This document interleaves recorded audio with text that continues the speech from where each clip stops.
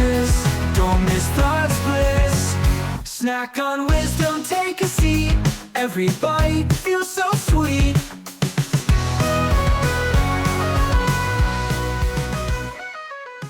Welcome back to Food for Thought. I'm Jack, and today we have a thought provoking episode lined up. We're diving into the philosophy of Albert Camus, a man who challenged us to embrace the absurdity of life and live authentically despite it. Albert Camus wasn't just a philosopher, he was a storyteller, a rebel, and a man who wrestled with life's biggest questions. He gave us the idea of the absurd, not as a depressing reality, but as a challenge. If life has no inherent meaning, then we are free to create our own. His works, from the myth of Sisyphus to the stranger, forced us to confront our existence head on. And that's what we're diving into today. What does it really mean to be who we are, and why do we resist it? Joining me today is my friend Steve, who's here to bring his perspective to the table. Steve, welcome to the show. Tell us a bit about yourself, please. Hey Jack, thanks for having me. Well, as you know, I'm a physicist by training, and That's so right. I work. I'm a professor at Fordham University. I teach physics and engineering physics, and I've had some experience in industry as well in academia, and it's good to be here. Thanks. This is probably going to be a first for you. I'm going to be throwing all kinds of questions at you. Hopefully, I don't, send you too many curveballs like I did with Tom, because Tom was the first person I had on the show. And I left him at a loss, had him at a loss for words a few times, but that's okay. That's impressive. That's impressive. Tom is usually not at a loss for words. But philosophy's not my thing so much. I will do the best I can do. That's right. So will I, for that matter. But anyway, okay, so we're gonna break down this quote by Albert Camus. Okay, it reads, "Man is the only creature who refuses to be what he is." Okay, what does that mean? How does it apply to our daily lives, and why is Camus's philosophy still relevant today? Let's get into it, Steve. Okay, here we go. Talking point one, or question one, whatever you want to call it. Steve, when you hear that, the thing I just read, the quote, "Man is the only creature who refuses to be what he is." What does that mean to you, or what does that make you think of? Well, if I think about it, right, if I unpack a little bit of what he's saying, creature kind of tells me, you know, animalistic, right? So this is, what I think he's getting at is that we're not driven solely by our animalistic instincts. You have a dog, the dog does dog things. You have a cat, we have a cat at home, and the cat, Right. basically does cat things. Sits around, looks at the window, you know, and eats. That's what it is. Man is going beyond that primitive state and to try to be something beyond that primitive animalistic tendency. Not that we don't do that, right? But that's Right. not solely what we do. We're always trying to get beyond the primitive. Yeah. Basically, you're not gonna see a cat trying to drive a truck unless you're watching YouTube videos, and then you might see that. A cat doesn't want to be a dog. There's no question about it. But man is always trying to be something more, right? Hmm. Whether that may be, fighting to get a promotion, fighting to get his PhD, or just trying to win the girl. Uh, there's always something there that's pushing man to strive even higher, right? Okay, Yeah, no, I think that's true. I think that's probably what he's getting at, or what that's underlies right. a bit of what Camus is saying as he looks at this, as Well, he well, throws out this idea. yeah, exactly. Sure, not the idea between us and, let's say, the rest of the creatures, that we are different from because of our intellect. They're not having existential crises because he's a cat, for example, but a man may. And people are always, in a certain sense, it can be good, it can be bad, striving to be something you are not. Because you may fall No, into the trap of always definitely. striving to be something else. And maybe you're not Yeah, supposed to be something, maybe you're supposed to be something else. maybe we shouldn't be relying on those or falling into this primitive tendency, right? We want to. I guess we're always striving to do better, to be better, to Right, not just for ourselves, but for our civilization, right? We actually have right. civilization Yes, absolutely. compared to the other creatures. They may live in herds or whatnot, but we have an organized structure, and I guess we're always trying to improve that structure in some way. And so, I think that's probably what we're after. Go on. I think what we're saying here is the same thing in a different way because the quote can go either way. That's the way I see it. Yeah, Okay. yeah. That we we're trying to be something that we're not, or trying to improve ourselves to a way that we're beyond that, and getting away from just that pure animalistic tendency. Is my take Yes. on what he's saying there. Okay. Good. Which brings me to the next one. Okay. Uh, Talking point two. Camus talks a lot about the absurd, this clash between our desire for meaning and the universe's indifference. Do you think that ties into this quote? Um, maybe maybe that's a cop out of an Yeah, answer too, you know. But but I maybe. think Yeah, it but that, I think it what I'm looking what I when you read this, I'm thinking back to this T-shirt I have that's got a picture of the galaxy, and it says, I'm not trying to tell you anything. The universe, it's sort of a quote from the universe saying, like, people are yeah, like yeah, always yeah. saying, "Oh, well, the universe is telling me this or that," Sending and you, yeah, the universe is sending me a and it's really message. not, right? The universe Right, is indifferent, right? The universe is the clock that's been set in motion, that is driven by natural law, and it doesn't care what you think, or how you want to be or whatever. It's going to go on, and natural law is going to do what it does. And right, so you can try to be what you want. You can move away from your primitive tendencies, but only to the extent that you don't violate that law. The universe will just, let you do your thing, um, in that sense, right? And so we can look right. for our meaning as long as we don't violate natural law. Um, the universe doesn't care whether we do it or not, and maybe that's what the absurdity is. I think kind of they're kind of separate in a certain sense because you know somebody in their life is looking for meaning of a particular event. Let's say event X, Mm-hmm. whatever it is. Right? What does that have to do with the universe's indifference?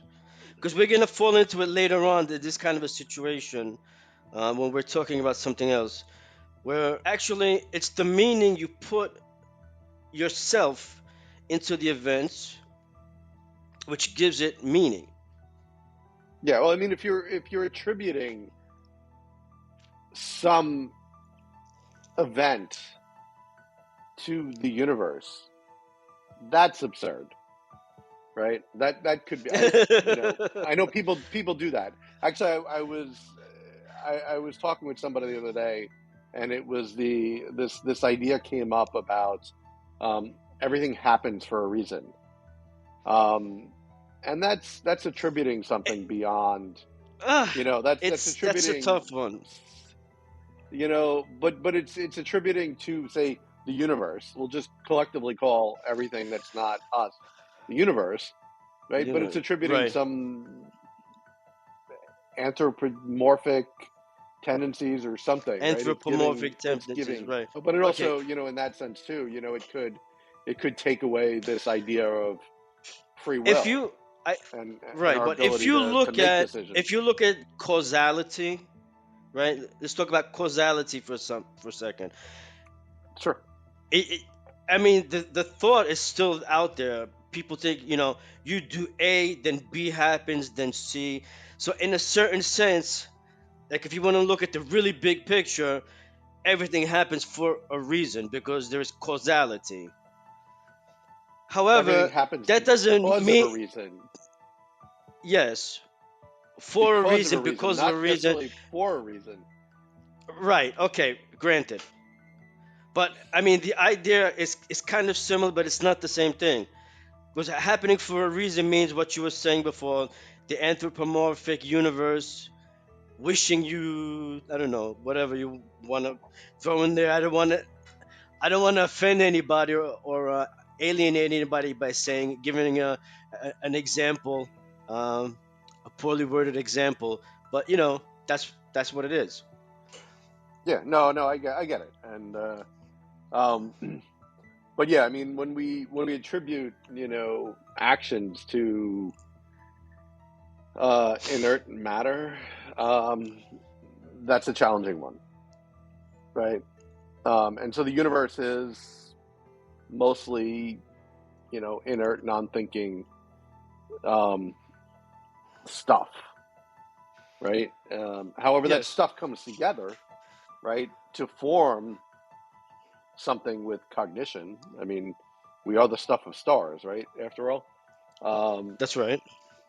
and so that inert can come together to um, create something that has cognition. Right. But I don't know if it necessarily um, drives the meaning of what we do, if you will, right? I If don't that know. makes any sense. Yes, no, that's fine. I'm following you, but I might have. I wish I had prepared Aristotle a little bit because they had the. I think it was Aristotle had the thing about the causation and the causality. I think it was. I would have had Okay, to include him in here, but that's all right. We can worry about that on on another another day we can do Aristotle another day. discussion. We could talk Aristotle and causality if that was him, which I think it was. But that's fine. That's good. Which brings us to the next point. Let me just read it to you here. Camus gives us the myth of Sisyphus, a man condemned to push a rock uphill forever. But instead of seeing it as a curse, he says Sisyphus can be happy. What's your take on that? Okay, I know the myth of Sisyphus.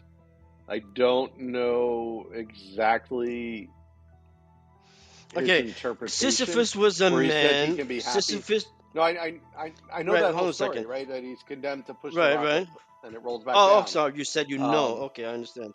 I know that one. I don't know uh, Camus' interpretation of it, like how he can be happy. I mean, this is his lot in life, and maybe he's accepted it and says, "Well, I'll do the best I can." Right. And people wind up like that for sure. But if there's some meaning in raising that rock up, then sure he That's can be it. happy. That now we're coming back to Camus, Steve. Thank you. Because if you associate a particular meaning to what you're doing, okay, then it's not useless anymore. Hmm. Okay, so that Yeah. depends. You would have to go find Sisyphus and ask him what kind of significance he attaches to the rolling the rock up the hill forever to get that answer, which is not going to be possible. I'm pretty sure it was only a myth, a Greek myth or something like that. Um, Yeah. but that's how we lay in. That's how Camus saw it, okay, and that's Hmm. what tied it all together.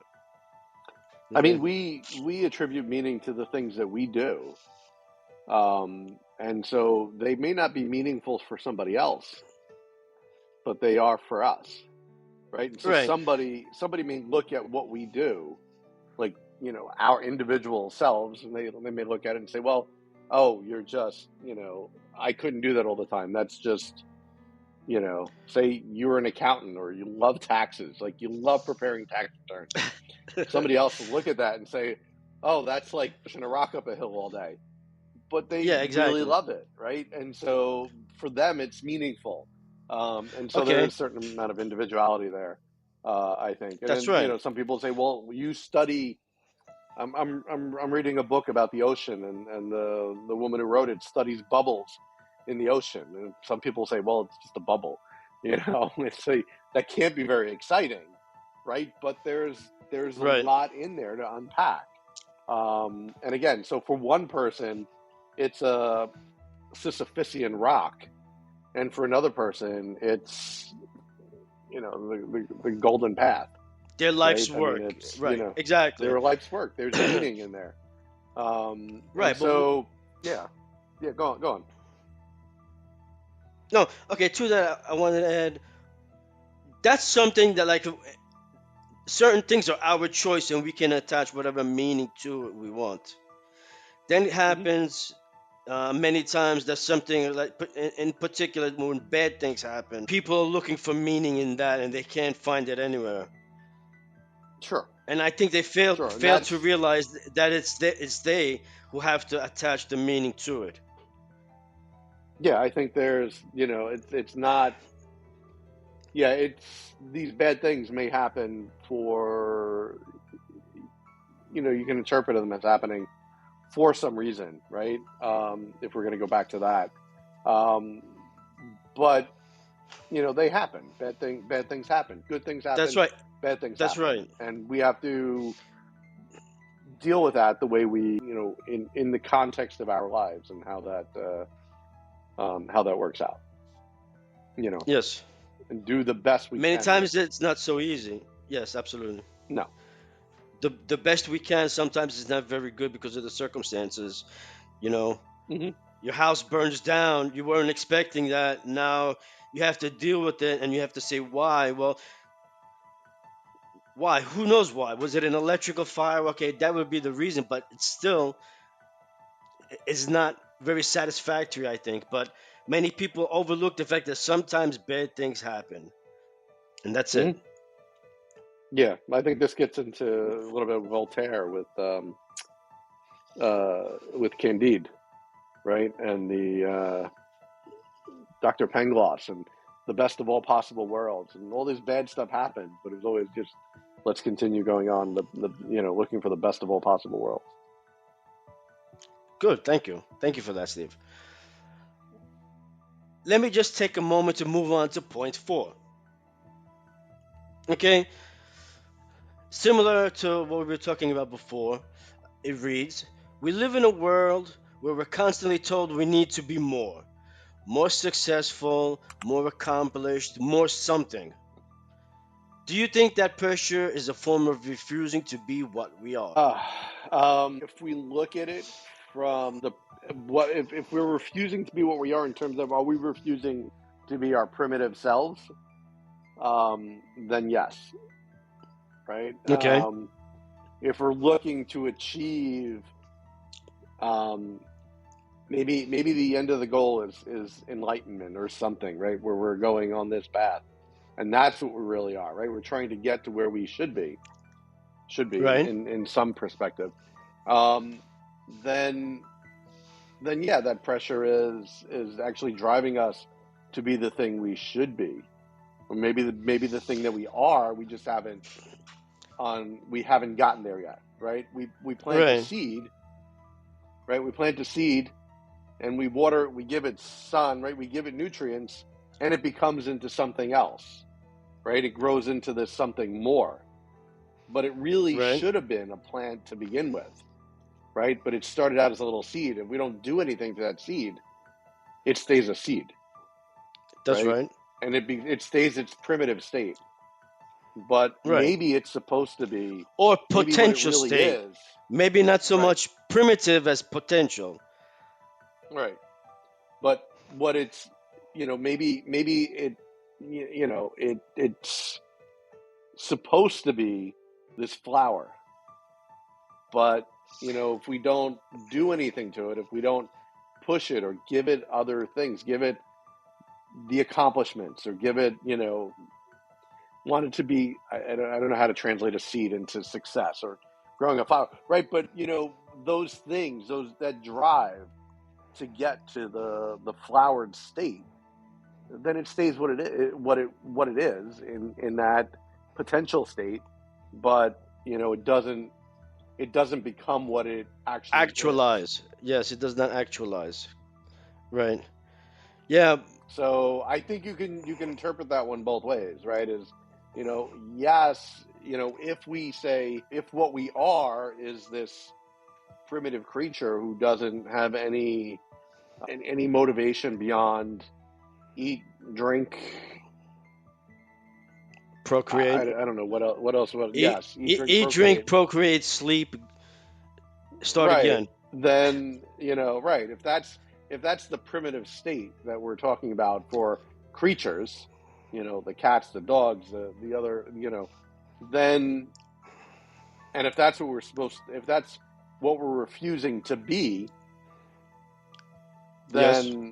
then yes, this is driving us against what we're refusing to be. But if what we are supposed to be is really the flower that emerges from that seed, then it's actually all this pressure to be something more is actually pushing us towards the state that we should be, right? So it's actually not putting Right. us from where we were, from what we are, but to what we are supposed to be.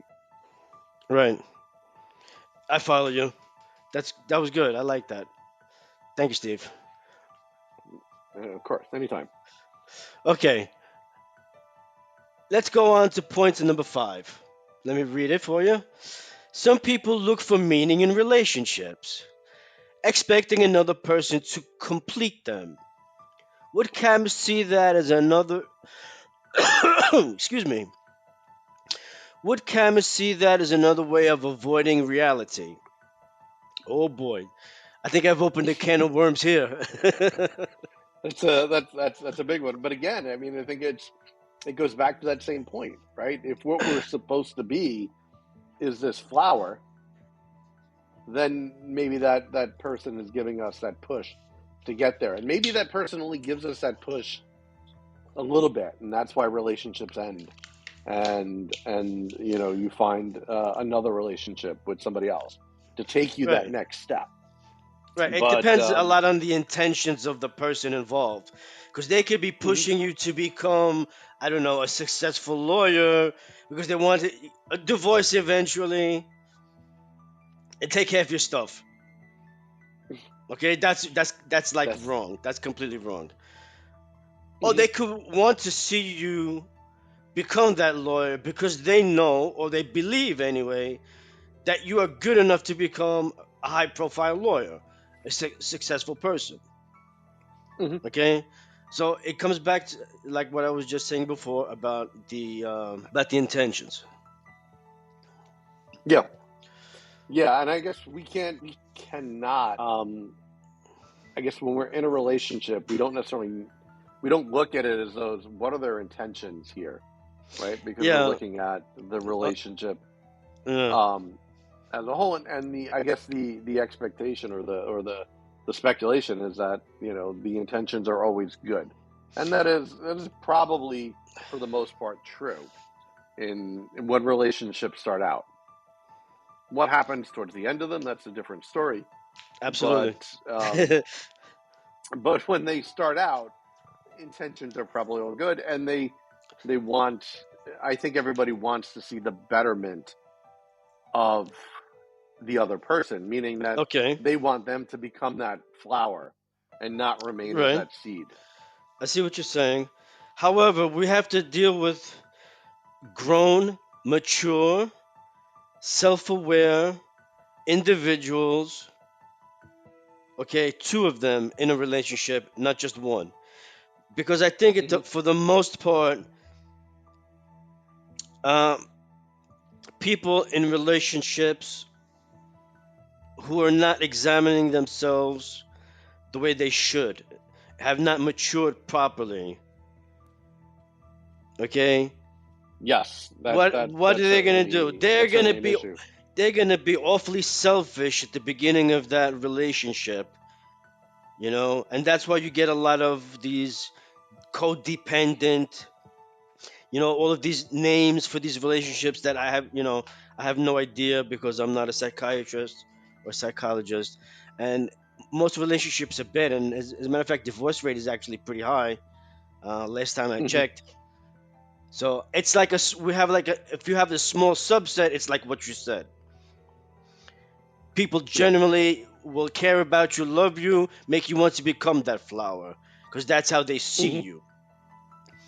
Otherwise, people are just as selfish as anything, and they'll tear you to pieces.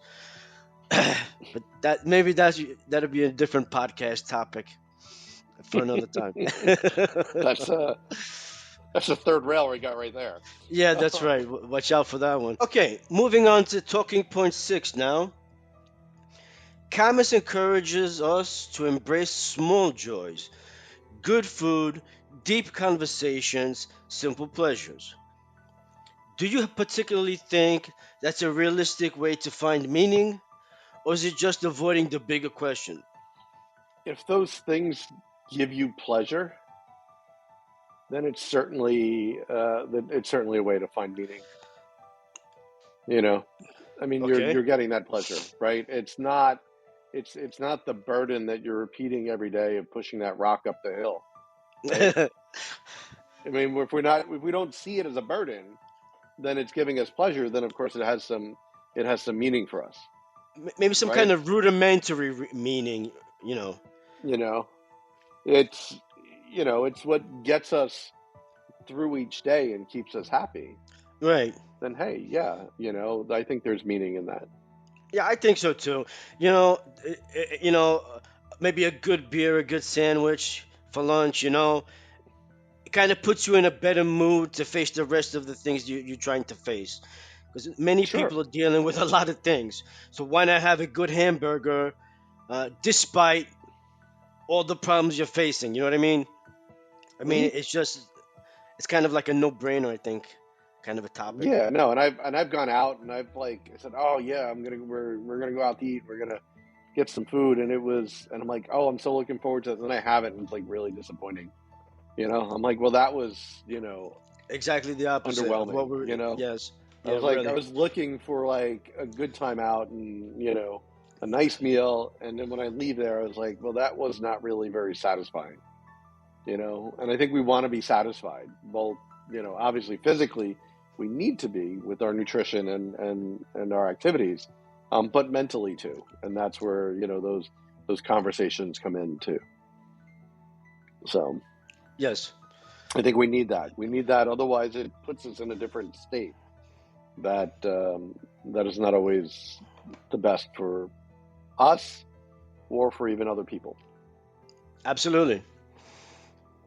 You know, we agree on that. So let's jump ahead to number Oh, 7. good. Okay?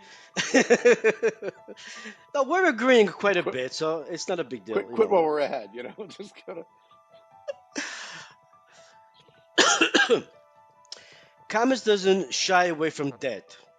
He says facing our mortality makes life more meaningful. What do you think? Does accepting death help us live better? I would say yes. um Me personally, huh? I can understand that, that you're living your fullest in the face of this death, right? Of this risky activity, say. Um, but yeah, I mean, I think I would say I didn't think much about my own mortality until I had kids, Well, and then after there, that's when I was like, oh crap, I have to be afraid to die. Before then, I didn't really think about it. I did what I did. You know, I went right? I think, yeah, I mean, you remember, I went skydiving, whatever, Right, how many, decades ago this was, right? right. I didn't Climb, think that, climb to the oh, top of the I batting could, cage. yeah, I mean, I didn't think about those things and say, well, you know what, I could die if I do this. I'm going to, it was just, I guess maybe that was an acceptance that it could happen. I mean, I certainly knew that it could happen. Um, but I did it anyway, right? I accepted that that was a potential outcome, Right, and I had these great experiences. And then, now maybe now with the kids, I don't want to accept that it could be an option, and I gotta really be careful now about what I do. absolutely. And so maybe I'm a little bit more cautious in things I do. Yes, Um, but yeah, I think I would agree with that it does help us live better, or maybe better better may be a hard word too, right? Because some people may not, you know, see doing these risky activities as being, right. Well, better. I don't think it's so much as the risky activities per se. What I tend to lean towards the fact that you know you're dying, it's going to help you live, or it should, I think, in a way that is more, how do you say, I was going to change fulfilling. better to M- meaningful. Yes, fulfilling, meaningful. Meaningful. Yes, That's where I meaningful and was going with fulfilling. the better Right, comment right. there, with Exactly. the We're not still, so much better, but more meaningful for us, right? yes, Which may be different meaningful for somebody else, but I think for us it would be still, it could be more meaningful for the person who's accepted it, whether it's the risky activity, or in light of your own mortality, you decide that you're going to take that trip, you're going to do this one thing that you've always wanted to do, but just been scared to do it for some reason, right.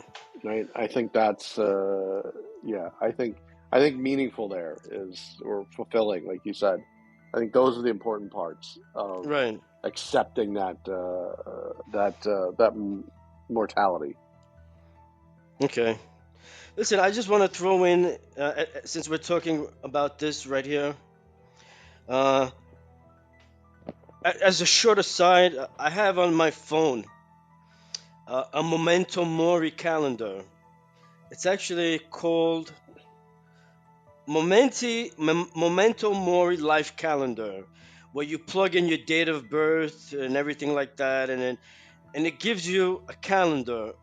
Every dot is a week, Hmm. and I look at it like every once in a while. It gives me uh, a quote by a Stoic. Every time you open and close it, there's a new quote, and you have this calendar showing you you're marching towards your death. So every time I open this thing and I look at it, I ask myself, what are we going to need to do today? What is it that needs to be done, or something similar to that? Because there's nothing Hmm. like a motivator. There's no greater motivator than actually realizing that you're going to die and you need to hurry up and do what you really want to do.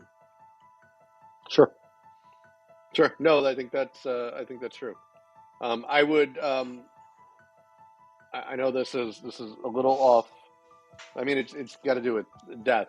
Um, I recommend that you look at Shelley Kagan. He's a philosopher from Yale, Wait a and he's second. written a book. Let me get a piece of paper. I have to jot this down. Okay, Yes, so his name is Shelley. Shelley Kagan, Kagan, and he's a philosophy professor at Yale, and he has an open course on death.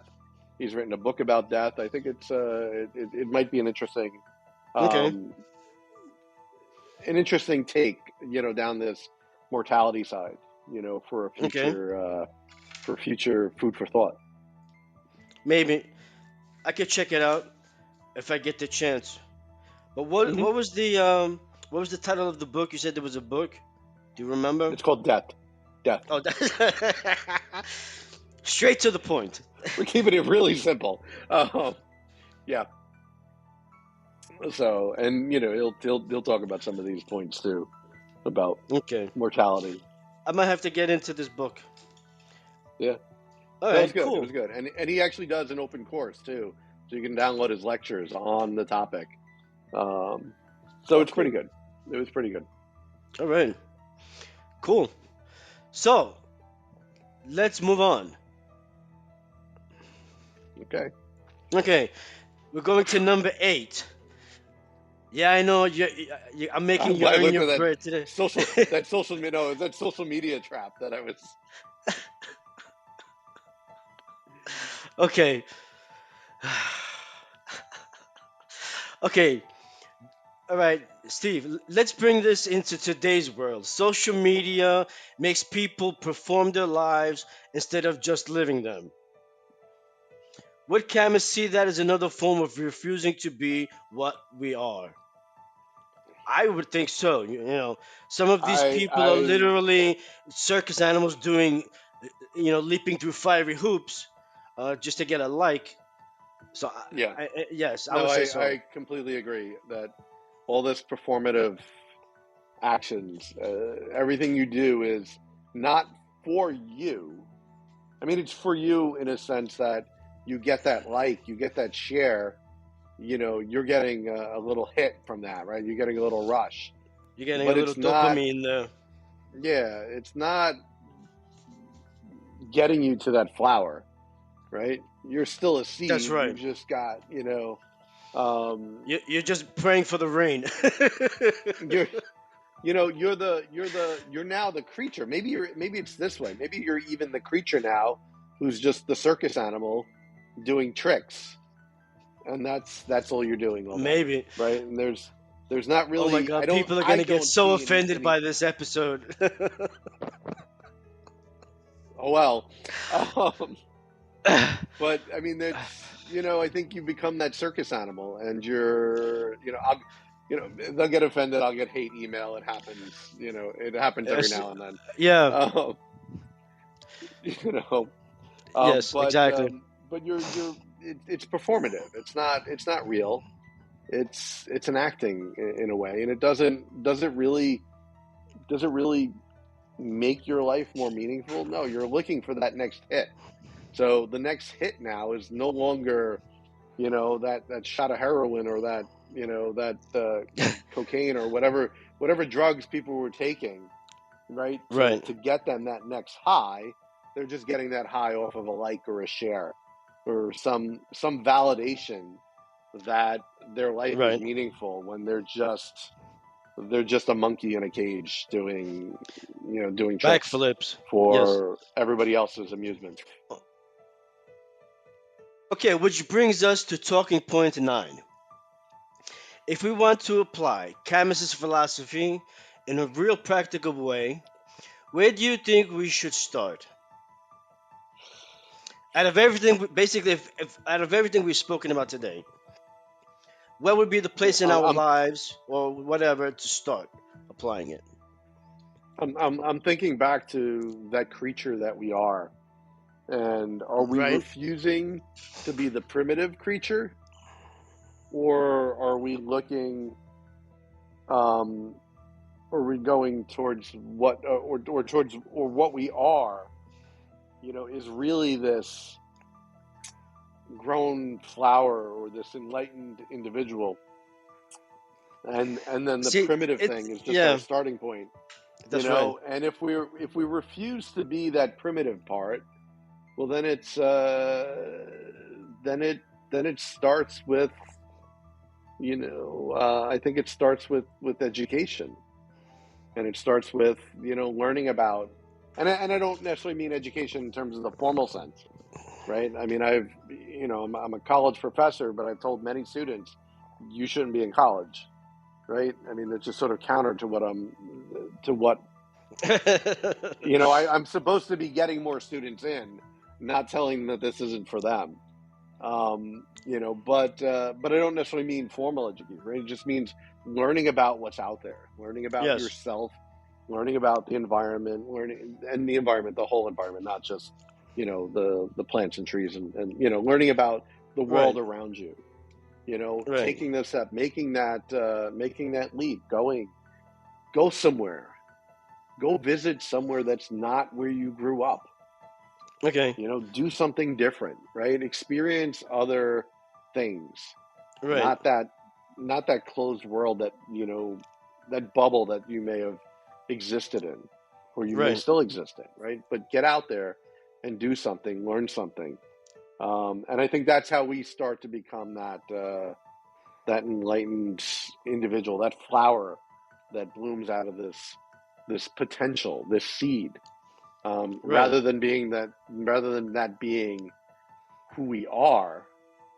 I think cognition has made us more than that creature who just, eats, sleeps, and procreates.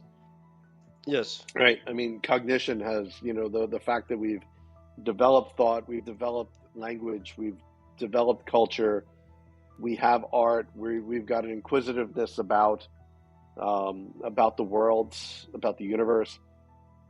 That, you know, get outside your comfort zone and do something. I think that's where it starts. I dare say, um, let's say maybe from my own experience more than anything, big questions actually make you think a lot about yourself. Especially done in a conversation setting like what we're doing right now, where you can actually really examine what you think, or what you actually, you know, believe. Okay, let's move on to point 10. So, Steve, at the end of the day, what's the biggest lesson from all of this? From your perspective, obviously. I do physics, not philosophy, and so it's actually made me think some, and and I'm actually reminded of one of our colleagues back in college, Yes? who had gone to Grand Central Station and set up a little sign there that said "Physics questions answered," and people would come over and ask him philosophy questions because they really didn't understand the difference between physics and philosophy, and maybe there really is no difference because many of the philosophers I do talk to do have some training in physics.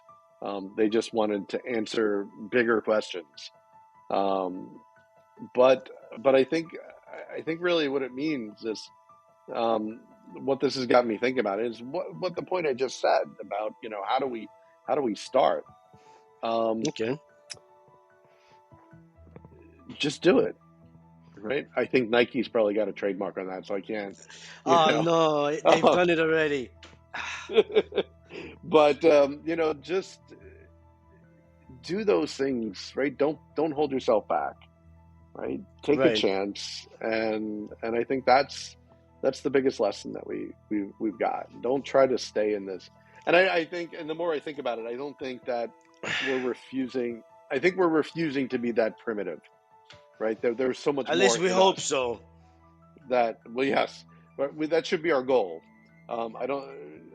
We don't always see that, right? But that should be our goal, right? Is to not be that animalistic form of what Homo sapiens are, right? But we've got culture, we've got thought, we've got cognition, we've got something that will take us and turn us into that blooming flower from that seed.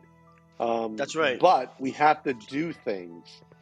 That's It's right. not going to happen if you sit on your ass all day watching TV, or if you're on social media, you're that you're that monkey in the cage that's doing tricks for a like. Um, and it's not going to happen if you're doing that. You have to get out. You have to experience. You have to experience your local world. You have to experience the larger world. You have to interact with people. Um, so you have to embrace.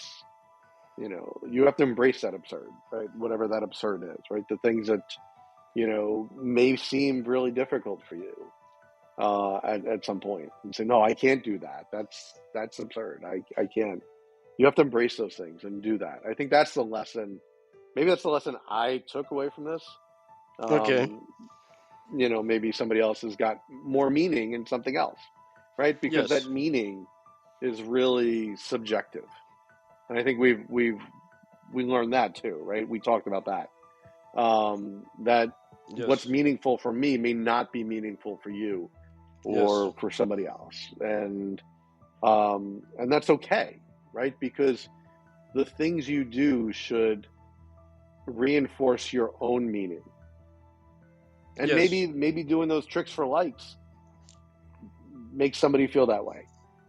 I don't see it, Right. Exactly. but you should reinforce your own meaning, and don't worry about what other people are thinking or what other people are trying to tell you to do, right? Get that meaning for yourself in the things you And do and the things you experience. right. Find that meaning and make your actions according to that meaning. Hmm. Yeah, no, That I was think that's great. right. That was great, I Steve. think that's I think that's what we're I think that's the takeaway. At least that's my takeaway. Again, you may have found meaning in something else, but I think that's my takeaway. That's fun. That's great. Couldn't ask for anything better. Okay, so moving on a little bit now, I want to try to sum this up for you guys listening out there. Here are a few key takeaways from today's conversation. Number one, you don't need a grand purpose to live a meaningful life. The search for external validation is endless. Accept yourself as you are. Small joys matter. Don't overlook them in the pursuit of something bigger. Mortality isn't something to fear, it's just a reminder to live authentically. And number five, stop waiting for the perfect moment, just live. Okay, I think before that we sums it wrap up up, perfectly. thank you. I had to work on it. Okay, so before we wrap up, I want to leave you with something to think about. Every episode, I want to ask my guests this one question and see what I can get out of them. Okay, Steve, what is one piece of wisdom, whether from philosophy, personal experience, wherever, that has genuinely changed how you live your life? When I saw this question, right, and it got me thinking about something, and I don't know if it necessarily changed how I live my life, but I think it's something that we need to be aware of. And it's a quote from another philosopher, um, and it's William James, and I think it was in Pragmatism that he has this line, and it says, "The greatest enemy of any one of our truths may be the rest of our truths."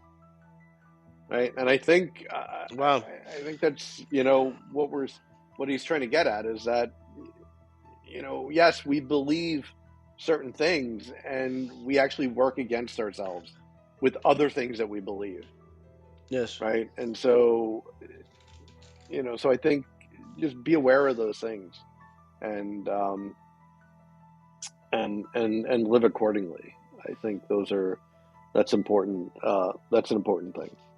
But Wow. I really do like that quote, and I think it's really important because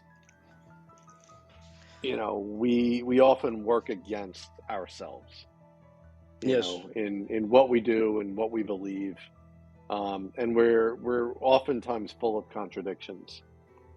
And I think Absolutely. if we recognize that and acknowledge it, then we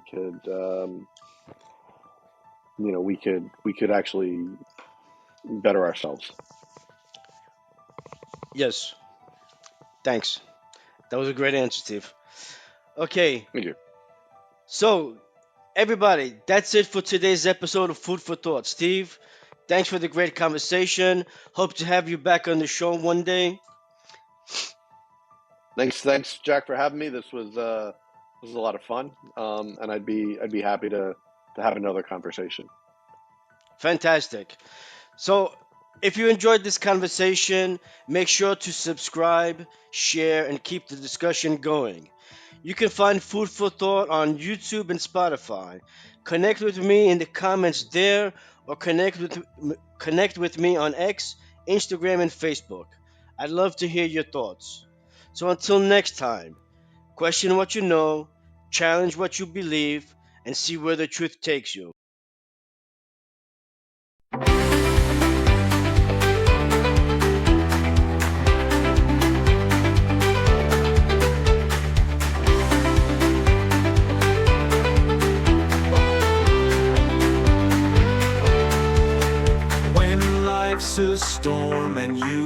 can't see.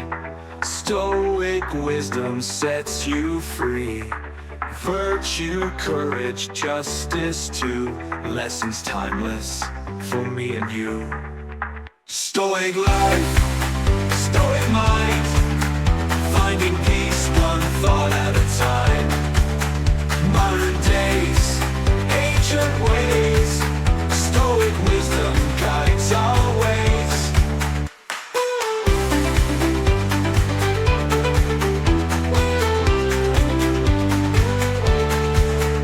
From fate's embrace we take our stand. With virtue, strength we'll understand. Calm and clear with every breath. Stoic living conquers stress. Stoic life, stoic mind, finding peace one thought at a time. Modern days, ancient ways, stoic wisdom guides our ways.